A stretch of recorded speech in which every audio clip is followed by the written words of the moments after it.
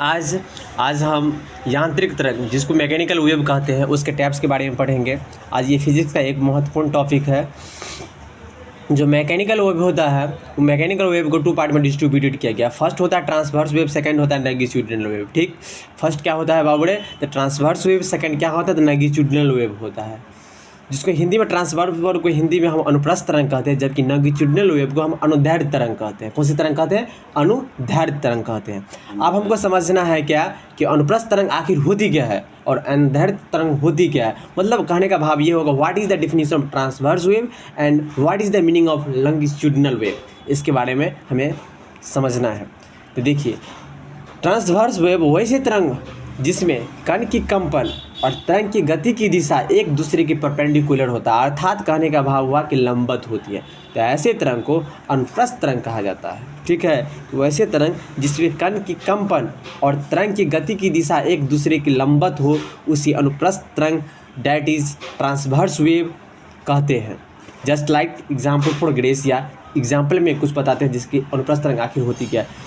अनुप्रस्थ तरंग का एग्जाम्पल हो गया प्रकाशीय तरंग, भूकंपीय तरंग। भूकंप का जो एस वेव होता है, एस तरंग होती है, उसके बारे में परिचर्चा की जा रही है।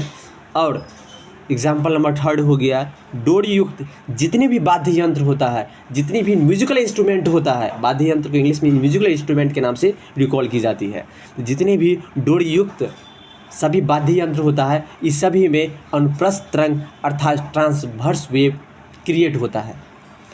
अब हम चलते हैं अनुदैर्ध्य तरंग की दुनिया में।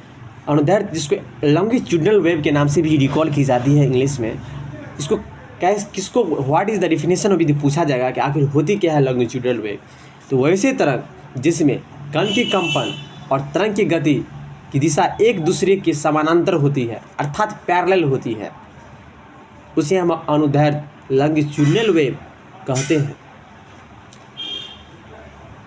लॉन्गिट्यूडिनल वेव किसे कहते हैं, तो वैसे तरंग जिसमें कण की कंपन और तरंग की गति एक दूसरे के पैरेलल हो अर्थात समानांतर हो, उसे हम अनुदैर्ध्य लॉन्गिट्यूडिनल वेव कहते हैं, जिसका एग्जाम्पल है ध्वनि तरंग, जिसको साउंड वेव बोलते हैं,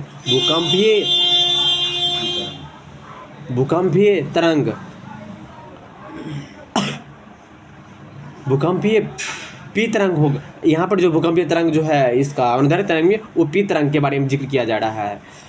एंड पॉइंट नंबर 3 जो इसका एग्जाम्पल है सर्पिलेकार में स्प्रिंग से उत्पन्न तरंग। तो जितनी भी सर्पिलेकार स्प्रिंग से जो उत्पन्न तरंग होता है, ये सभी का सभी अनुदैर्ध्य तरंग के अंतर्गत आता है।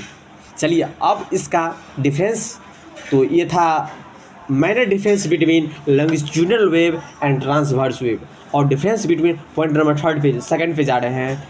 जो ट्रांसवर्स वेव जो होता है, जिसको हम अनुप्रस्थ तरंग कहते हैं, यह ठोस पदार्थ और द्रव्य की ऊपरी सतह पर उत्पन्न होती है। पूछा जाएगा कि ट्रांसवर्स वेव कहाँ उत्पन्न होती है, तो हम बताएंगे कि ठोस पदार्थ और द्रव्य की ऊपरी सतह पर उत्पन्न होती है, जबकि अनुदैर्ध्य तरंग जिसको लॉन्गिट्यूडिनल वेव कहते हैं, ये ठोस, द्रव और गैस तीनों माध्यम में उत्पन्न होता है।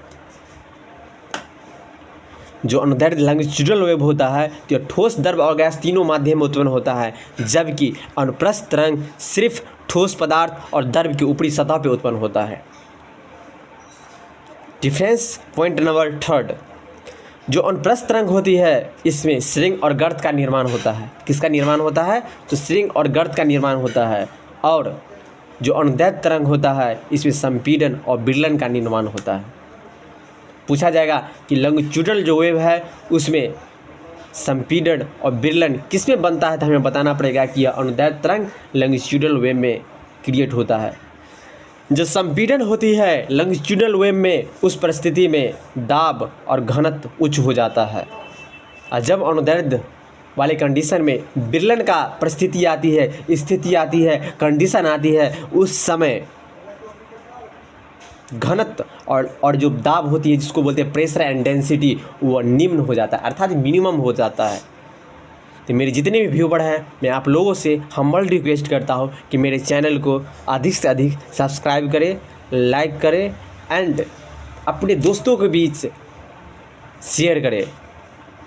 यदि आप लोग मेरे चैनल को प्यार दुलार दीजिएगा तो हम इसी तरह का फिजिक्स का हो चाहे कोई भी सब्जेक्ट हो, ओवरऑल सब्जेक्ट, हर सब्जेक्ट का हम शॉर्ट वीडियो 10 मिनट 15 मिनट्स का वीडियो लाने का काम करेंगे जब तक कि TRE-4 का एग्ज़ाम ना हो जाए।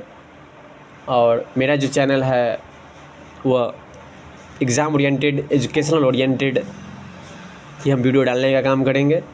इसलिए जितने भी मेरे व्यूवर हैं, मेरा हम्बल रिक्वेस्ट है आप लोगों से, मेरे चैनल को सब्सक्राइब कीजिए ज़्यादा से ज़्यादा, ताकि हम भी सेल्फ मोटिवेट हो, छोटा छोटा वीडियो आप लोगों के सामने प्रस्तुत करते रहें। तब तक के लिए bed luck for next time, have a nice dream. फिर नेक्स्ट वीडियो में नए टॉपिक और नए अंदाज में मिलने का काम करेंगे।